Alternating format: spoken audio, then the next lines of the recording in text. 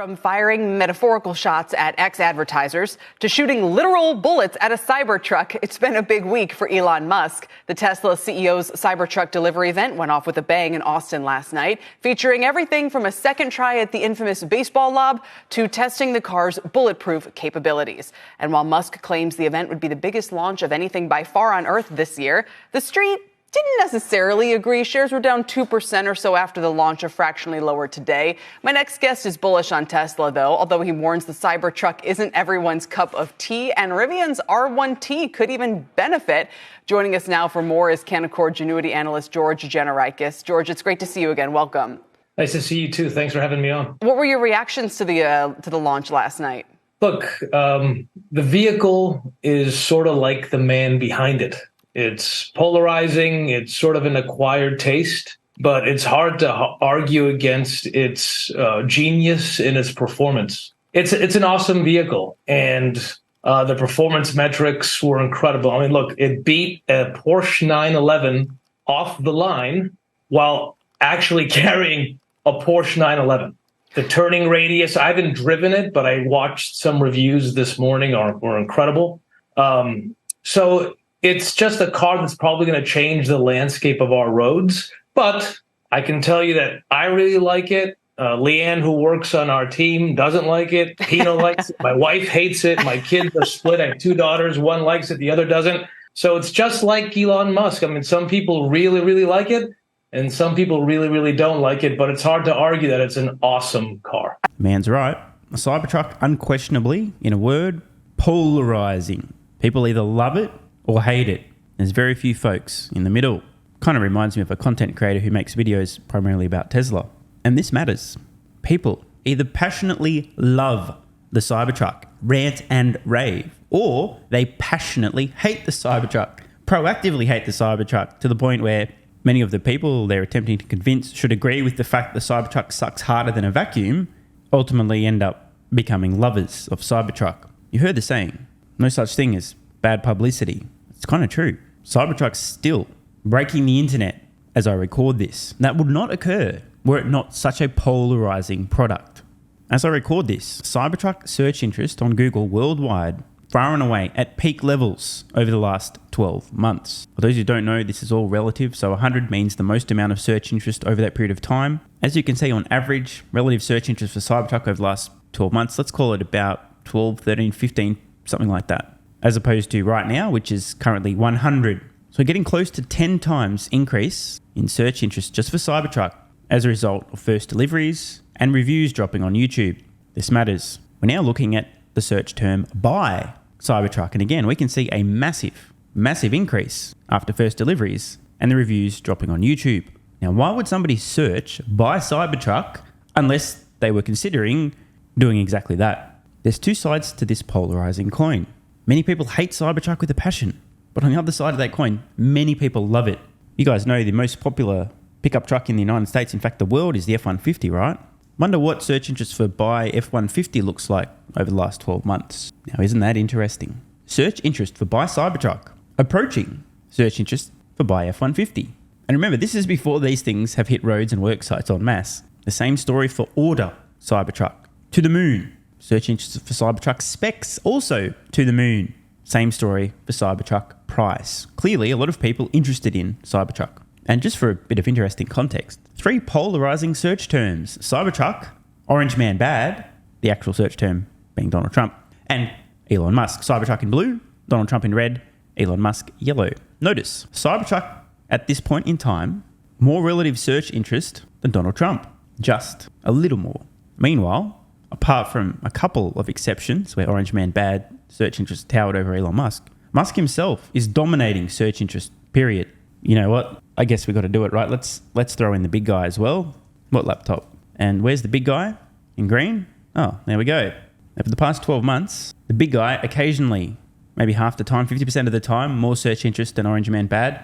Just remember, only one of the two is the current president of the United States. So the fact that Orange Man Bad and Elon Musk are both significantly more interesting to people searching than the current president of the United States on average over the last 12 months really speaks volumes. What's more, we can see that as I record this right now, search interest for Cybertruck is more than both Donald Trump and Joe Biden. This is one of the perks of being rather polarizing. Remember, attention is the asset. I liked Musk's line that finally the future will now look like the future. Because don't we all agree? Like, how did the future end up looking like a world of, bland sedans or something? Anyway, putting all of that aside, like you said, of course it's going to engender some who like it, some who hate it. But why do you think that Rivian could be kind of strangely a beneficiary of the Cybertruck launch? Look, we're big believers in electrification. And I know that we've had some bumps recently with companies like GM and Ford pulling back on their plans. Maybe the auto market generally has been a little bit weaker on the high end, and EVs for now are more expensive than traditional vehicles. But we think there's a revolution happening, and it's very similar to what happened with smartphones, 10 to 15 years ago. And the companies that won those wars weren't the Nokias or Motorola's of the world. Those were the companies that were able to build new products from the ground up. That's Tesla and that's Rivian. Rivian has an incredibly compelling product that they've designed from the ground up.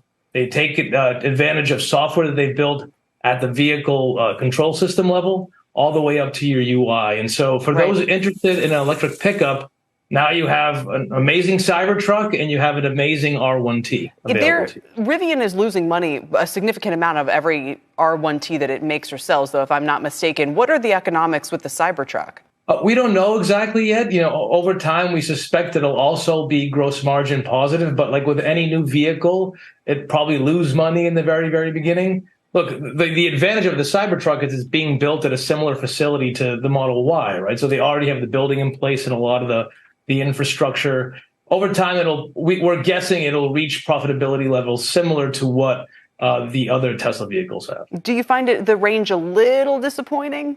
Yes. That's the one thing that was a little strange. I mean, they have something called a range extender, which is basically buying an extra battery that you can put in the back that you have to go back to the service center to put in place. So that was a little disappointing and odd, and we'll see. Maybe it's something that's very, very compelling. We just don't know enough about the details yet, but definitely a relative disappointment. Now, it's definitely true. There are many consumers right now who are very disappointed.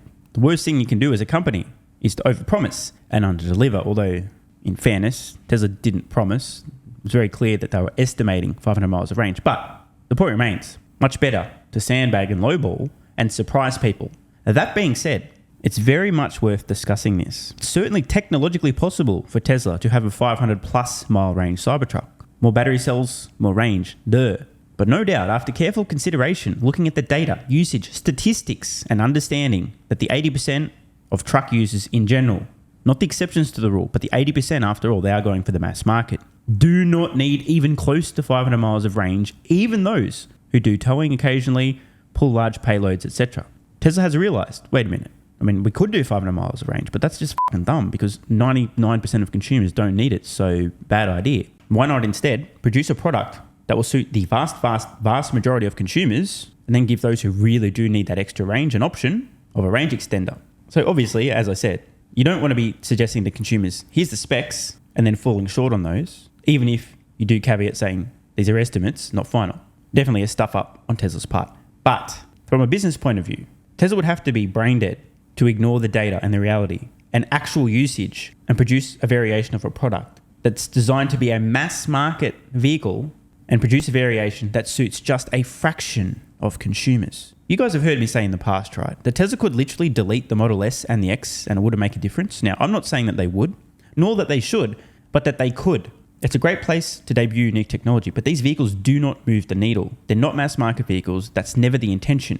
Model S and X are both exercises in excess and superfluity. They're over the top. I mean, do you really need to be able to play Elden Ring in your vehicle? Probably not. Do you really need 400 miles of range? Probably not. Do you really need Falcon Wing doors? Probably not. They're both just great ways to flex and debut new technology that can eventually trickle down. The Cybertruck's very different to Model S and X because Tesla isn't aiming for this to be an extremely low volume vehicle. The opposite, in fact. And I suspect, having realized that there were 2+ million reservations coming through, Tesla took a step back and thought, okay, we really need to ensure that this vehicle will suit the majority of consumers out here, that it's priced well, and that we don't waste. We've got a limited amount of battery cells. We're going to produce a limited number of these vehicles. Let's try to meet the needs of the 80%. Somebody else can deal with the remaining 20%, the exceptions to the rule. So obviously, for consumers who are expecting to get up to 500 miles of range, a little disappointing, Of course, you can get the range extender in at 470, lose a bit of space in the bed. Big deal.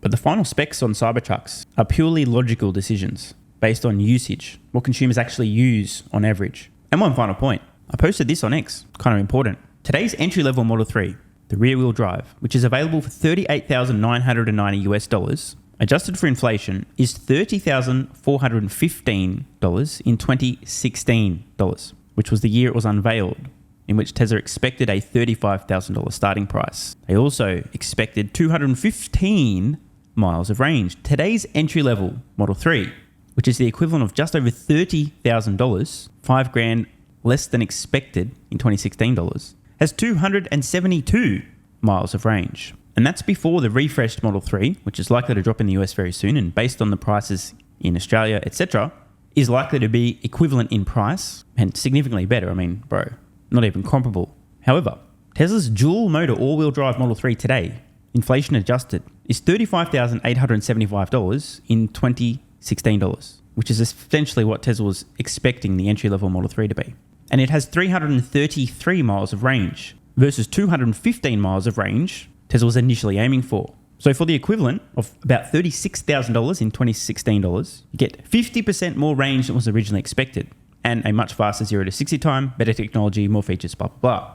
So, spoiler alert, all Tesla products over time will get better and cheaper, but you do have to factor in inflation, otherwise you're being disingenuous. So the point regarding Cybertruck is the specs today for Cybertruck are as bad as they will ever be, and the price, excluding any temporary blips and adjustments due to insane demand and wait times, are as high as they will ever be. So over time, the Cybertruck will get better and cheaper. That being said, I still don't think we're going to see a 500-mile range Cybertruck, period. It just doesn't make sense. The use case for such excess is so small, it doesn't make sense. It makes a lot more sense for Tesla to offer a range extender to those people that need one, rather than to manufacture a vehicle with such absurd, unnecessary range. Again, there are people out there, the exceptions to the rule, who want the excessive range. If you road trip 24/7, like literally you just live on the road all the time, then of course it won't suit.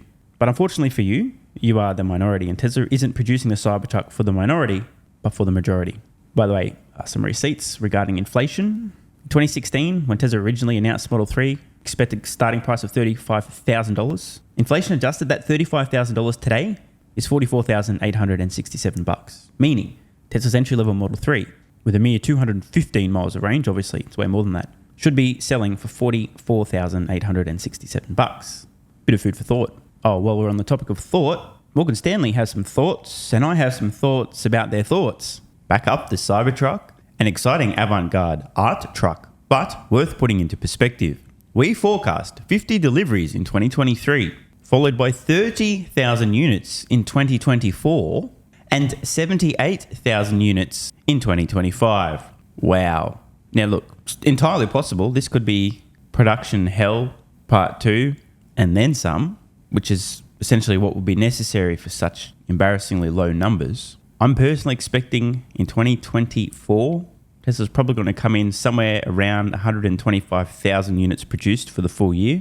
It could be a lot worse than that, could be more than that. But that's my best guess, and all it is an uninformed guess from some idiot on the internet who doesn't know anything. That said, I'll be very surprised if by 2025, for the full year, Tesla produces/delivers just 78,000 Cybertrucks. Imagine how long people will be waiting to take delivery if 2 years from now, cumulatively, Tesla's only produced and sold just over 100,000 Cybertrucks. There'd still be 2+ million reservations. Yikes. We expect Cybertruck will be supplemented by a range of Rivian-looking pickups and SUVs in the latter part of the decade, with the design language more consistent with prevailing Teslas. Based on the way this is worded, I think Morgan Stanley is suggesting that Tesla themselves will be the ones producing this range of Rivian-looking pickups and SUVs. Otherwise, why would they mention with a design language more consistent with prevailing Teslas? So, now look, this is entirely possible. Tesla may come out with more conventional looking vehicles in the future,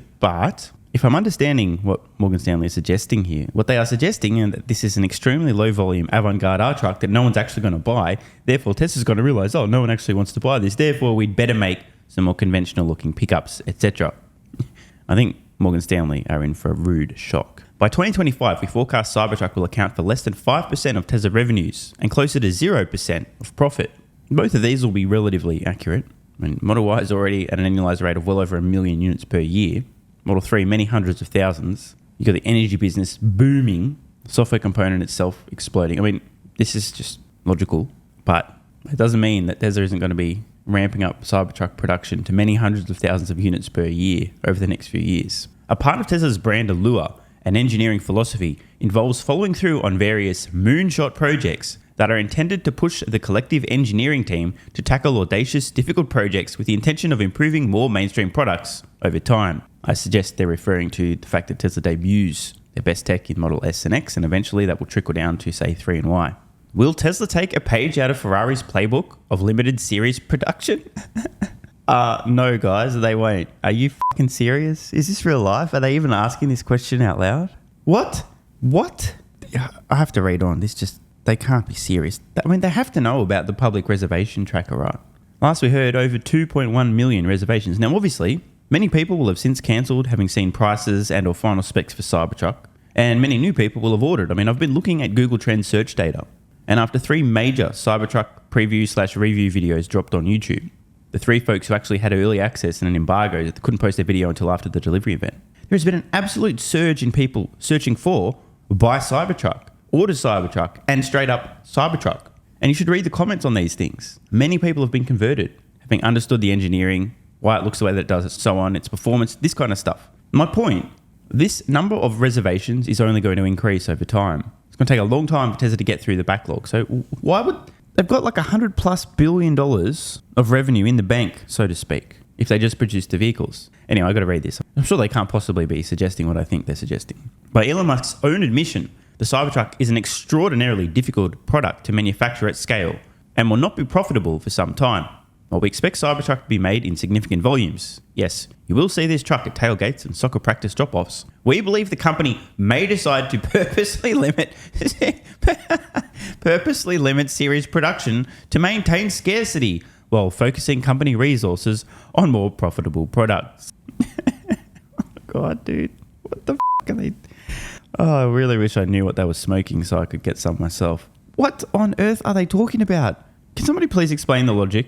If you're a company who has 2+ million reservations for a product, you're just starting to ramp up. 2+ million. And as more of these things hit roads and work sites, more orders flow through. Such a compelling product, and you have the flexibility to price it at whatever the market clearing price is, keeping in mind the entry-level Cybertruck is going to be meaningfully cheaper, about 10% or so less than the average new pickup truck purchase price in the United States. And that's after price hikes, part due to inflation, part, I'm assuming, for market clearing price, and part for Tesla biting off more they can chew. This makes no sense. Once ramped to volume, Tesla's going to be making juicy profits on Cybertruck. And guess what? They will be able to balance prices versus order flow and existing backlog. You remember how Model Y prices went through the roof? There was a period in time when Tesla was making around 30% gross automotive margins on their vehicles. That was because they were adjusting the prices based on order flow, availability of supply, aka market clearing price. And again, I mentioned over 2 million reservations for Cybertruck. I speculated previously on Patreon a couple of weeks ago what I thought the final pricing for Cybertruck would be, and I was pretty close. I was off by about 6% on each variation.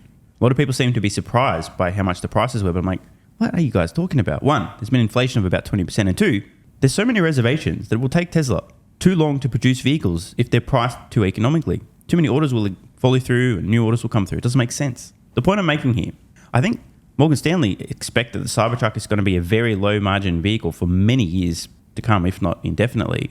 I definitely beg to differ. Like I said, they've got over 2 million reservations. I said on a recent video, I don't think Tesla's going to be driving the price of the Cybertruck down anytime soon, even though their cost to produce it will continue to come down as they ramp up. It just doesn't make sense. Think about it from a consumer's point of view. If you want to get your hands on a Cybertruck, you're putting an order in today, and you know you're going to have to wait 3 years, 4 years, 5 years, 6 years, 7 years, 8 years, 9 years, 10 years to take delivery? Come on, bro. Ridiculous. As a result, Tesla will need to adjust pricing to make sure that consumer wait times aren't too absurd once they've ramped to volume.